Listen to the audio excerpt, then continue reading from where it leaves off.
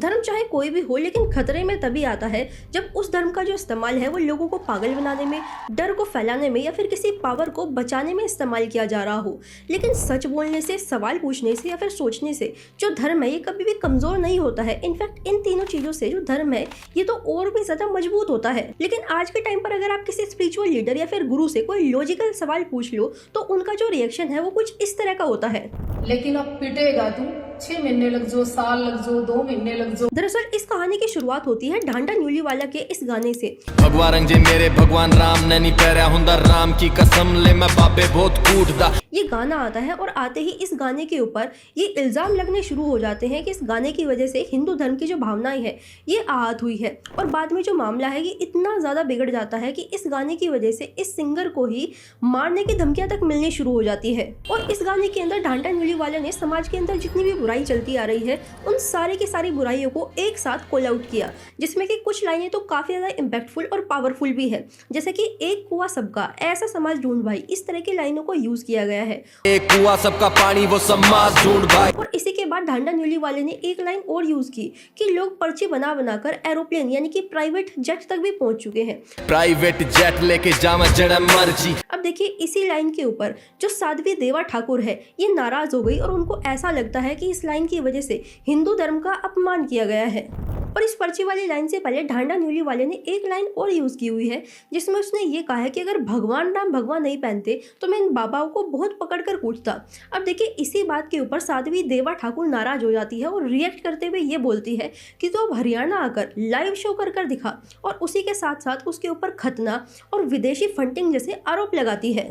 और जब इस गाने के ऊपर जो डिबेट है ये और भी ज़्यादा इंटेंस होने लगी तो ढांडा न्यूलीवाले को अपनी एक वीडियो रिलीज करनी पड़ी और उसमें उन्होंने ये कहा कि अगर आप लोगों को मेरे वर्ड्स पसंद नहीं आए हैं तो मैं इन वर्ड्स को रिप्लेस कर दोबारा से आप लोगों के सामने गाने को लेकर आने वाला हूँ, लेकिन मेरी सोच वही रहने वाली है। अब देखिए यहाँ पर सबसे हैरानी वाली बात यह है कि जिस साध्वी ने इस आर्टिस्ट को धमकी दी थी कि तू वापस हरियाणा में आकर लाइव शो कर दिखा, तुझको पीटेंगे या फिर तुझको बाइकआउट करेंगे, इस तरह की जो शब्दावली है क्या ये किसी संत की या फिर किसी साध्वी की हो सकती है? वहीं दूसरी तरफ आप ढांडा न्यूलीवाले की इन लाइनों को सुनिए। पढ़ के आया हूँ सारे धर्मों की पोथी, यहाँ नफरत सिखा रही है वो मिली मुझे बुक नहीं। इतना बवाल होने के बाद भी ये आर्टिस्ट आप लोगों के सामने पीस और एजुकेशन की बात कर रहा है।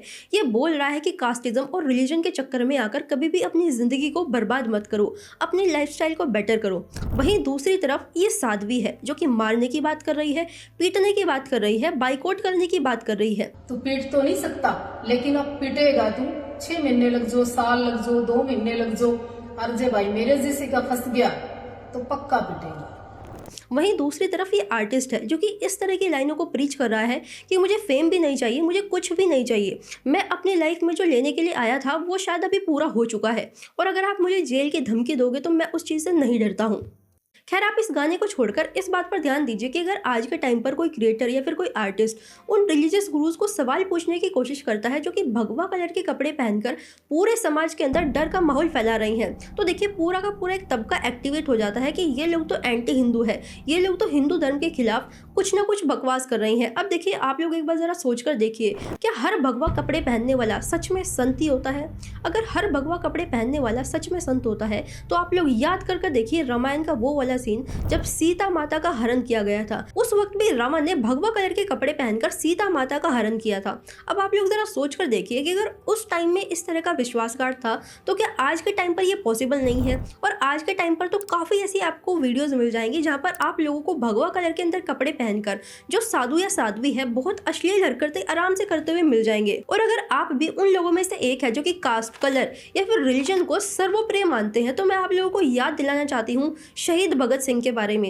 आई एम डैम श्योर कि आप उनके बारे में ज़रूर जानते होंगे, और शहीदी दिवस पर आप उनकी जो फोटो हो, आप चाहे किसी भी रिलीजन से बिलोंग करते हो, आप उनकी फोटो को अपनी डीपी पर और स्टेटस पर ज़रूर लगाते होंगे और इनकलाब जिंदाबाद भी ज़रूर लिखते होंगे। लेकिन मैं यहाँ पर आप लोगों को बताना चाहती हूँ कि अगर 1% भी आप उनके बारे में जान लो तो आप उनको शायद एंटी नेशनल डिक्लेयर कर दो, अगर आप इस तरह की विचारधारा को फॉलो करते हो कि हमारे लिए तो कलर ही मैटर करता है, कास्ट ही मैटर करती है या फिर सिर्फ रिलीजन ही मैटर करता है। और यहाँ पर मैं आप सभी लोगों को भगत सिंह की एक बुक रिकमेंड करना चाहूंगी जो कि सभी युवाओं को आज के टाइम पर पढ़नी काफी ज्यादा जरूरी है। Why I am an atheist. कोई किसी भी कलर के कपड़े पहनकर आपको मूर्ख बनाने की कोशिश करे, अगर आपने इस किताब को अच्छे तरीके से पढ़ लिया तो कोई भी आपको मूर्ख बना ही नहीं पाएगा। और एक बात मैं बहुत ज़्यादा श्योरिटी के साथ आप सभी लोगों को बता देना चाहती हूँ कि देखिए, जो भगवान है ये कभी भी लॉजिक और सवाल से डरता ही नहीं है। लॉजिक और सवाल से डरते हैं वो लोग जो कि भगवान के नाम पर अपना धंधा चला रहे हैं।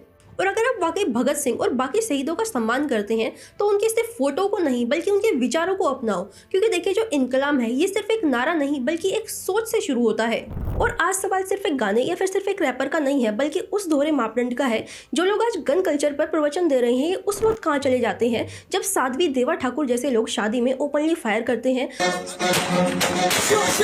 और जिसका नतीजा ये निकल कर आता है कि एक निर्दोष आदमी की हत्या हो जाती है और वहीं पर कुछ लोग घायल भी हो जाते हैं। और ये मेरा कहना नहीं है बल्कि बकायदा टाइम्स ऑफ इंडिया में इस आर्टिकल को आप पढ़ सकते हैं। और सिर्फ इतना ही नहीं, ये जो संत समाज है ये तब सड़कों पर क्यों नहीं उतरता और तब अपनी आवाज क्यों नहीं उठाता है जब हमारे ही देश में आज के टाइम पर भी दलितों के साथ भेदभाव होता है और उनकी लिंचिंग होती है। अभी हाल ही में एक लड़की को अपने बॉयफ्रेंड की डेड बॉडी से शादी करनी पड़ी। अब देखिए, यहाँ पर आप लोग सोच रहे होंगे कि उस लड़की ने अपने बॉयफ्रेंड की डेड बॉडी से आखिर क्यों शादी करी। तो देखिए, ये हमारे समाज की देन है।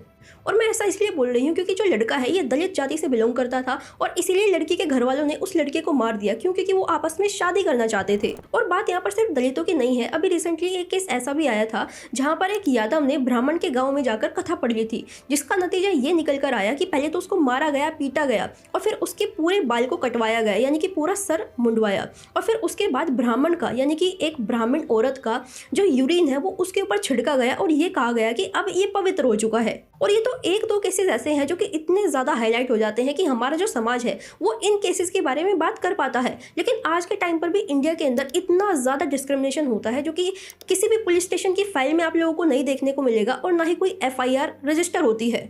और आज के टाइम पर कुछ लोग जो हिंदू धर्म का ठेका लेकर निकल पड़े हैं, क्या हिंदू धर्म सिर्फ उन लोगों का है? क्या हिंदू धर्म ढांढा न्योली वाले का नहीं है?